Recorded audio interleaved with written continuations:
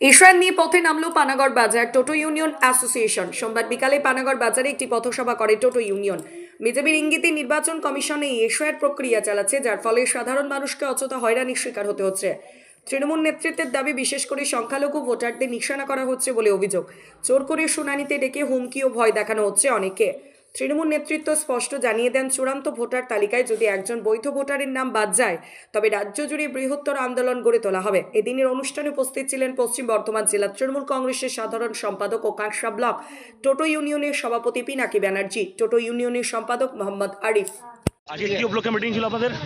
আজকে এসআইআর এর বিরুদ্ধে আজকে যেরকমভাবে বিজেপি সরকার পশ্চিমবঙ্গকে পশ্চিমবঙ্গের মানুষদেরকে নাজেহাল করে দিচ্ছে, এত মানুষের মৃত্যু হয়েছে, তাতেও এদের শান্তি হচ্ছে না।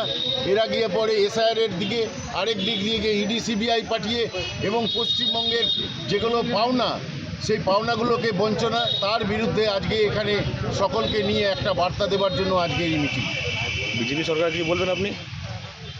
আজকে এটাই বলবো যে আজকে বিজেপি সরকার যেভাবে আজকে পশ্চিমবঙ্গকে বঞ্চিত করছে, সাধারণ মানুষের মধ্যে, আর দিদি সাধারণ মানুষের পাশে দাঁড়িয়ে যেরকমভাবে লক্ষ্মীর ভাণ্ডার থেকে আরম্ভ করে যেরকমভাবে আজকে বেকার ভাতার সৃষ্টি করেছেন, যেরকমভাবে আজকে বার্ধক্য ভাতা বাড়িয়েছেন, ওনাকে ধন্যবাদ জানাচ্ছি আমরা এই গরিব খেটে খাওয়া মেহনতি মানুষের পক্ষ থেকে। আপনি কি আছেন?